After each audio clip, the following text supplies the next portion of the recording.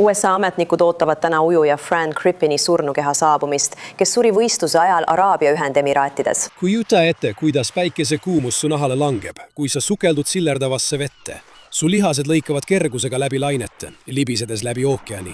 Sa tunned, kuidas vesi sinu vastu surub, tuttavat soola, tuult ja laineid enda ümber.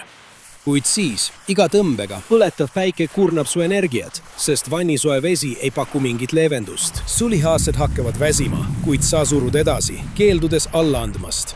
Udu muutub nii tihedaks, et sa vaevu näed poid, mis su teed juhatavad. Sa hüüad vett, et kustutada oma kuivanud kurku, aga saad vastuseks vaid vaikuse.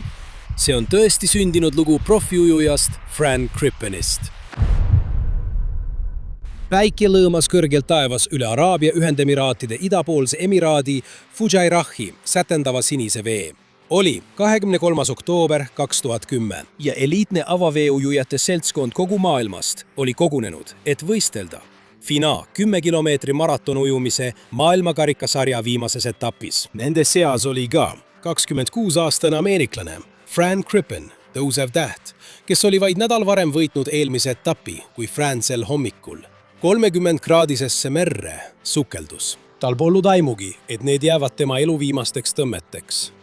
Juba vees tundis ta, et midagi on valesti. Palav õhutemperatuur koos vannisooja veega muutsid ujumistingimused raskeks, kuid Fran oli tuntud oma vaimse sitkuse poolest ja jätkas edasi. Ta ei kavatsenud lasta kuumusel end olümpiahiilguse poole püüdlemast takistada.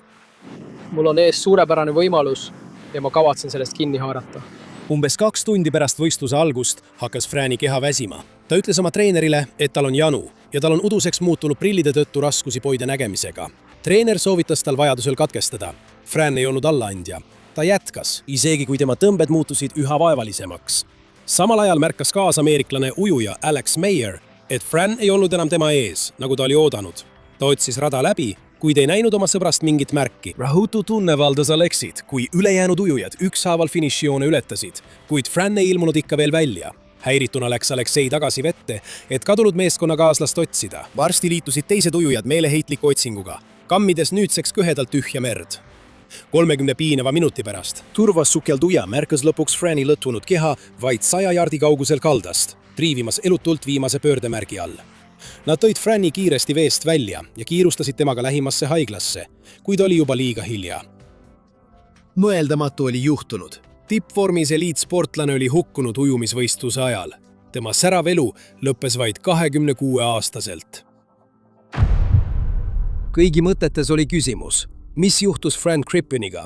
Kuidas sai eliitsportlane oma ujumiskarjääri tipus vees surra? Me uurime kõiki võimalusi, et aru saada, kuidas see juhtuda sai, ütles tema õde Maddie intervjuus.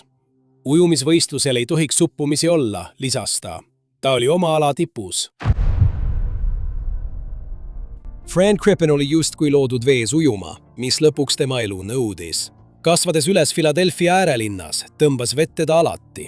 Ta alustas võistluslikku ujumist juba 6-aastaselt, järgides oma 3 vanema õe jälgedes. Crippinid olid tõeline ujumispere, kus Frani vanim õde Maddie pääses 2000 aasta olümpiakoondisse. Basseinis paistis Fran juba noorena silma. Ta teenis koha esindusvõistkonnas juba esmakursuslasena Germantowni akadeemias ja aitas meeskonnal võita 4 järjestikust liigatiitlit. Pärast lõpetamist 2002 aastal suundus Fran ujumistipendiumiga Virginia ülikooli. Järgmise 4 aasta jooksul oli ta basseinis teistest täielikult üle, võites 11 All-Americani aunimetust ja olles 2 korral nimetatud Atlandi rannikukonverentsi aasta ujujaks. Pärast ülikooli seadis Fran sihiks rahvusvahelised võistlused. Ta võitis medaleid Pan-Ameerika mängudel, maailmameistrivõistlustel ja Pan-Pacificu meistrivõistlustel kurnaval 10 kilomeetri avaveeujumise distantsil. Oma poisiliku sarmi, nakkava naeratuse ja tugeva võistlushimuga Franist sai USA koondise liider ja oma ala tõusev täht. 2012 aasta olümpiakoondisse pääsemine oli tema suurim unistus.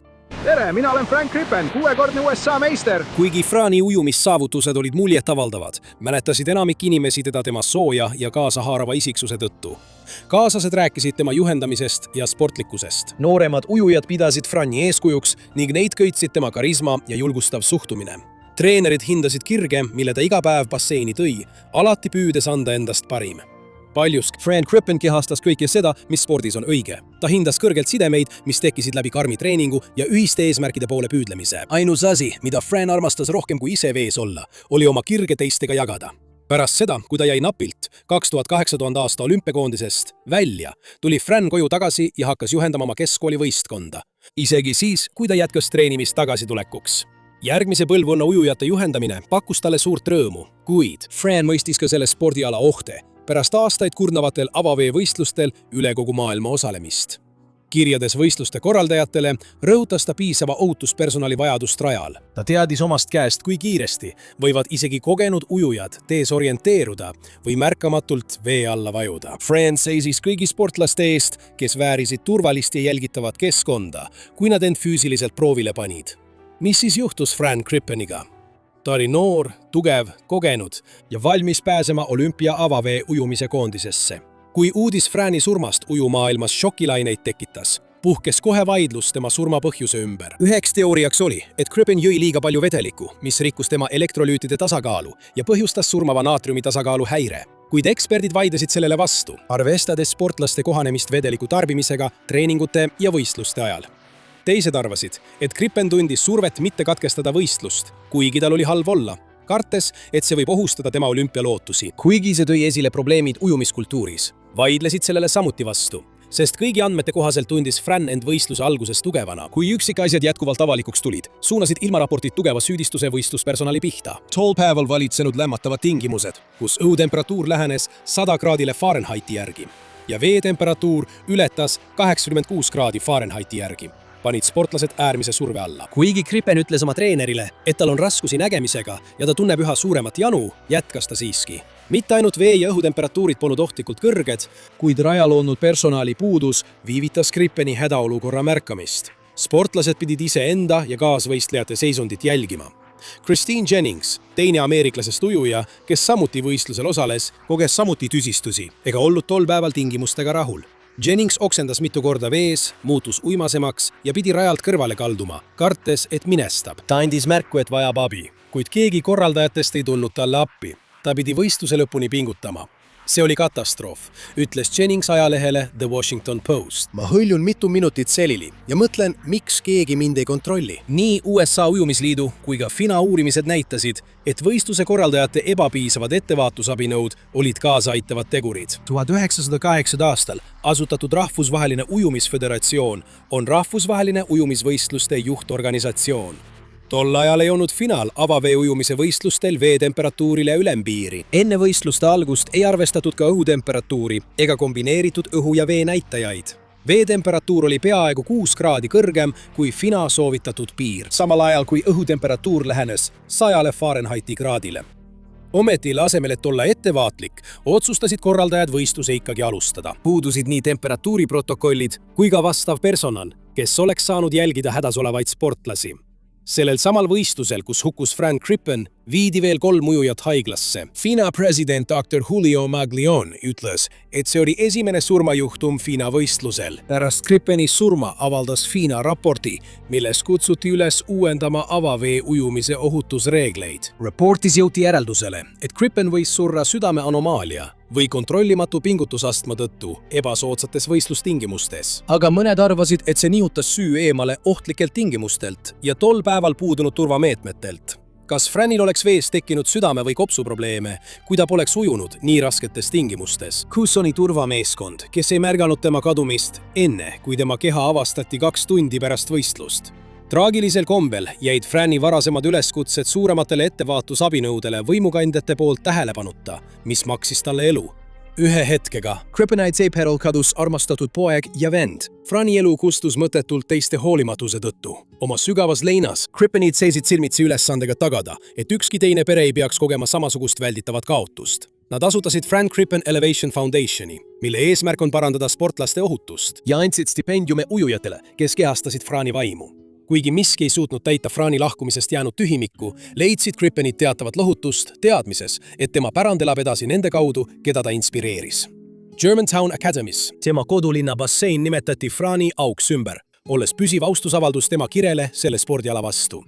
Mälestusujumisi korraldati basseinides ja randades üle kogu maailma, tuues Frani armastanud inimesed kokku tema enda elemendis. Kuid kui Mary võttis vastu Frani postuumse auhinna aasta avaveujujana iga-aastasel Team USA auhinna tseremoonial mitu kuud hiljem, Neratus tema näol ei suutnud varjata perekonna kestvat leina ja viha oma venna mõttetu kaotuse pärast. Töö polnud veel lõppenud. Aastakümnete jooksul pärast Frani surma on tehtud märkimisväärseid edusamme nii eliit kui ka harrastajate avaveeujumise ürituste ohutuse parandamisel. Kehtestati kohustuslikud veetemperatuuri piirangud ning rajale määrati vajalik ohutuspersonal. Frani julgus ohtlike tingimuste vastu sõna võtta innustas neid olulisi reforme. Tema enda sõnad ja väärtused kaitsevad nüüd paremini sportlasi, kes tema jälgedes käivad. Isegi kui Frani puudumine basseini ääres on endiselt sügavalt tuntav, oli Fran Crippen rohkem kui lihtsalt osav ujuja, kes jahtis oma olümpiaunistusi.